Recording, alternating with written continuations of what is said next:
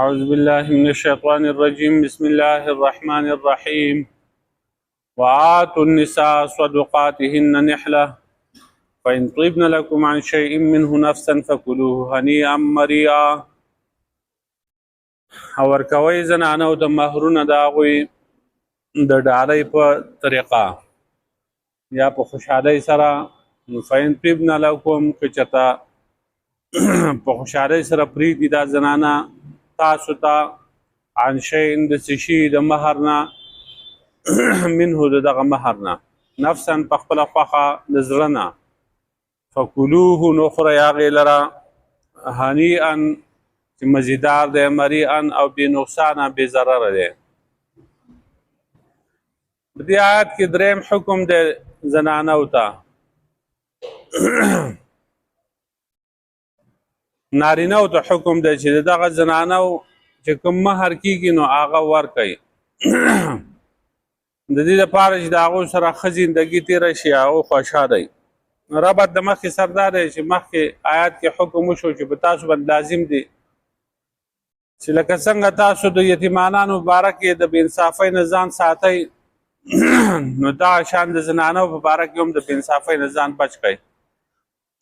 او لکه څنګه چې په تاسو باندې د یتیمانانو مال ورکول لازم دی نو دغه شان په تاسو باندې دا هم واجب دی او لازم دی چې زنانو ته د هغوی مالونه او مهرونه حواله کوي. نو د مهر ورکولو حکمت دا دی زنانو ته د نکاح نه خو سړی او ښځه دواړه فایده اخلي نو بیا په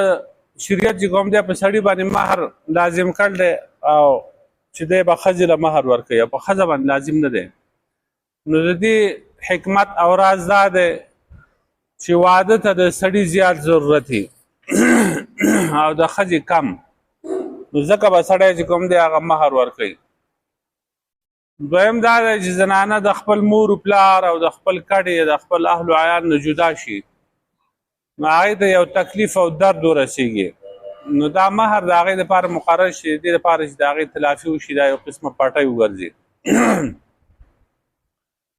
دریم دا دی چې کله ښځه واده کېږي نو هغه خپل ځان سپک وګڼي چې زه خو لاړم خرڅه شومه د حیواناتو په شانتې اوس به بل سړی زما مالک شي هغه په ما کې هر قسمه تصرف کوي او اختیار به چلی الله پاک د دې لپاره مهر مقرر کړو د دې د شرافت او د اکرام د وجې نه چې ته دا مال واخله د وینځي په شان یا د څاروي په شانتې نه چې ته خرڅه شوې بلکې د دې خاوند او د دې ښځې په منځ کې یو دوستانه ده یو بل ته به تحفې ډالۍ ورکوي. نحله کې دقې ته اشاره ده دا یو مهر چې دی دا یو ډالۍ ده عطویه ده نو په دې سره مینه محبت پیدا کېږي خپلولي هغه پې پاده کېږي د محبت او د شفقت رسۍ مضبوطه په دې سره داسې بیع شراء اخیستل خرڅول نه دي. نو حکم وشو چې وآتوا النساء صدقاتهن نحله ورکوئ زنانو ته د هغوی مهرونه په خوشحالۍ سره نو دا خطاب خاوندانو ته هم دی او د ښځې هغه اولیاو ته هم دی. جاهلیت په زمانه کې به خلقو د ښځو هغه مهرونه ځان اخیستله او دا د پښتنو په علاقه کې هم دغه شانتې بعضې علاقو کې مهر هغه ښځې له نه ورکوي بلکې مهر چې کوم دی د هغې هغه ولي هغه پلار او ورور او هغه یې واخلي دا قسمه خرڅه کړي دې ته دا کابلیان ورته ولور وایي ولور نو دغه ولور واخلي او د ښځې مهر چې کوم دی هغې ته میلاو نه شو نو الله پاک منع وکړه دا کار مه کوئ دا مهر د دې ښځې حق دی دا هغې له ورکوئ وآتوا النساء صدقاتهن ورکوئ د زنانو ته د هغوی مهرونه مهر د هغو دی ستاسو نه دی. نو آتو کې ورکول د مهر بیا عام دي که فی الحالي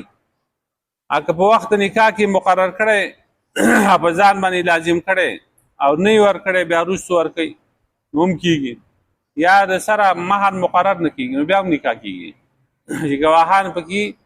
مهر مقرر نه کړي نو بیا مهر مثل دی د دې ښځې د خور او د مور او د ترور او د دې چې کوم مهر او هغه مهر به بیا په دې سړي باندې لازمي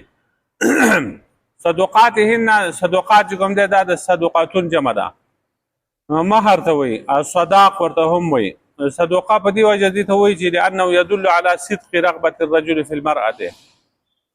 چې دا دلالت کوي په صدقه او په رښتینوالي د رغبت د سړي په دې ښځه کې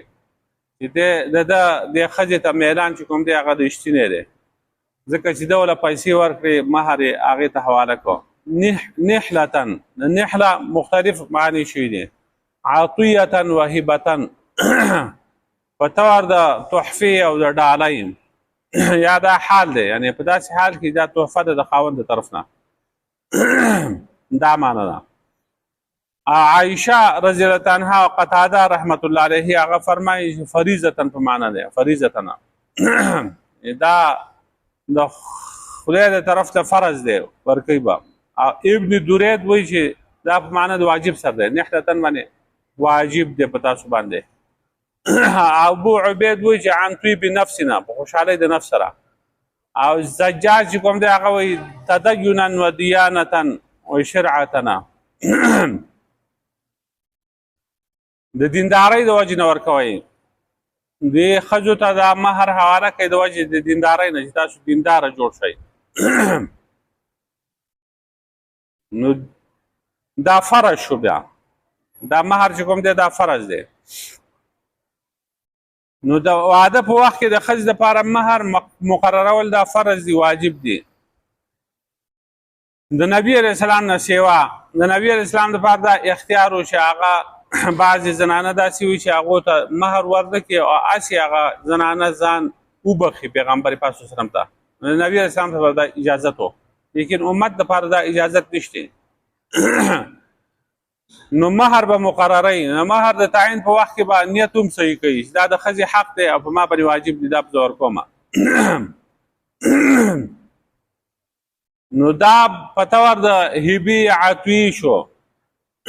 لغت نه دغه معلومیږي پاتې شو د دې دا وجوب چې کوم دی وجوبه چې مهر واجب دی نو هغه په آت النساء سره واجب دی آت النساء ورکوئ امر دی زنانو ته صدقاتهن د هغوی مهرونه د هغو مهر ورکئ نو د الله د طرف نه امر شو نو فرض شو قرآن کې راغله یا په دې آیت سره فرض دی قد علمنا ما فرضنا علیهم فی ازواجهم تاخیر سره موږ پوه یو په هغه مهر باندې چې موږ مقرر کړی دی په دې خلقو باندې په باره د بیبیانو د دوی کې د بیبیانو په باره کې چې کوم مهر موږ مقرر کړی دی او فرض کړی دی فرضنا علیهم موږ فرض کړی دی په هغو باندې نو هغه موږ پیژنو په هغې باندې موږ خبردار یو دغه آیت نه دا پته ولګېده چې الله پاک دا مهر فرض کړی دی بغیر د مهر نه نکاح نه کېږي نو بیا هغه نکاحونه چې هغه د بدلي بدله یو سړی ولګي خپله خور چې کوم دی هغه ورکړي او د بل سړي خور وغواړي او مهر مقرر نه کړي دی د شغار وایي دغسې نکاح چې کوم دی حرام دی نه کېږي که واده یې کړه نو بیا به د هغې دپاره مهر مثل چې کوم د هغې د خپلوانو مهر دی هغه به ورکوي نو د جاهلیت په زمانه کې به خلقو د ښځو نه هغه مهرونه ځان اخیستل نو الله پاک منع کړ مسلمانانو ته حکم وکړو چې دا د ښځو مهر دی دا متعین کوي هغو له ورکوي دا په تاسو باندې ضروري ده فإن طبن لکم عن شیئنا دا بل حکم دی یو ښځه خپل خاوند ته د مهر څه حصه چې کوم دی معاف کړي یا بیخي ټول معاف کړي نو بیا د خاوند دپاره هغه جایز دي او حلال دي نو ابن جریر او قرطبي په دې کې دا لیکل دي چې د دې سبب دا و چې بعضې خاوندانو دا بده ګڼله د ښځې نه مهر واپس واخلي نو دلته جواز بیان کو نه که دوی تاسو له په خپله خوښه باندې دا مال درکوي نو هېڅ نقصان پکې نشته دا په تاسو باندې حلال دی درکولی شي خو چې په خپله خوښه باندې په زور باندې نه د تنګولو په طریقه باندې نه چې هغه خاوند چې کوم دی دا بار بار تنګوي یا سوالونه دې کوي او یا دا مجبوره کوي په هغې باندې یا د شرم د حیا د وجې نه دا پرېږدي دغه ونه شوه چې په خپله خوښه باندې دا څه حصه یا ټول مهر پرېږدي نو جایز دي دغه اوس چې کله ښځه هغه خپل مهر معاف کی او بیا چې کوم دی هغه غواړي نو بیا د دې خاوند نه اخیستی شي او که نه شي اخیستی نو قاضي شریح چې کوم دی هغه فیصله کړوه او د عمر رضی عنه چې کوم دی همدغه رایې ده چې دا ښځه د دې خاوند نه دا معاف شوی مهر بیا واپس اخیستی شي هغه دا فیصله کړوه دغسې فیصله راغله کیس راغی نو خاوند وویل چې دا مهر دی ما ته معاف کړ دی او الله رب العالمین په قرآن کې فرمایي فإن تبن لكم عن شيء منه نفسا چې دا ښځې په خپله خوښه باندې تاسو ته د دې مهر نه څه شی پرېږدي د زړه نه نو خورئ حلال او مزیداره نو قاضي شریح ورته وویل که دې د زړه نه تا ته دا مهر پرېښودی نو بیا به یې واپس نه غوښته خو دا چې کوم دی د مجبورۍ د وجې نه به یې پرېښودی خو دا خبره ده چې ښځه پرېږدي دا هیبه شوه نو په هیبه کې رجوع کول دا خبر نه ده دا حرام کار دی چې یو ځل یې پرېښوده نو په کار دا ده چې بیا پاتې شي چې په خپله خوښه باندې پرېښودی هنیئا مریئا هنیئا باندې مبارک فایدهمن او مریئا باندې ښه تېرېدونکی خورئ دا مهر چې دا مبارک وي فایدهمن او ښه تېرېدونکی په مره کې یوه معنی دا ده دویم معنی دا ده هنیئا من لا اسم فیه چې څه ګناه پکې نشته مریئا من لا داع فیه په دې کې څه بیماري نشته عیب پکې نشته یا هنیئا معنا باندې لذیذا چې دا خوندور دی او مریئا باندې محمود العاقبت چې انجام یې ښه دی یا د هنیئا معنا چې کوم دی بغیر د مشقت نه دا خورئ او مریئا چې زر حذفېږي بعضې وایي چې هني هغې ته وایي چې ښه تېرېږي په مرۍ کې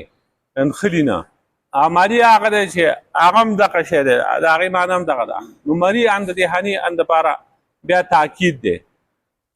نو ابن کثیر ماوردي ثعلبي آلوسي قرطبي دي تفسیرونه دا خبره لیکل ده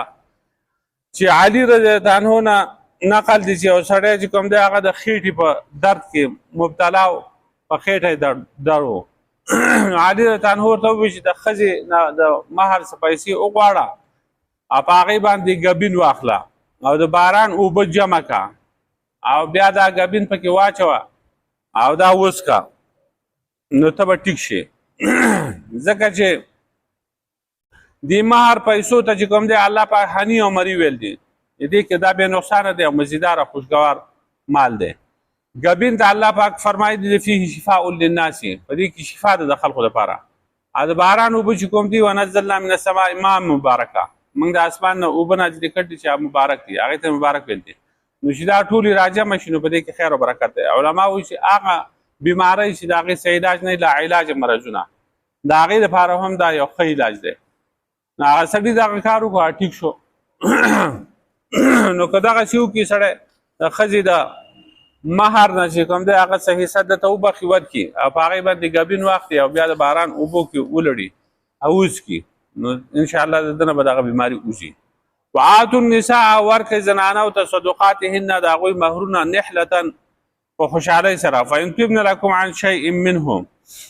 که چېرته په خپله خوښه باندې دو پرېږدي تاسو ته یو شی د دې مهر نه نفسا د زړه نه فکلوه هنیئا مریئا نو خورئ هغې لره مزیدار او بې نقصانه بې ضرره خوشګوار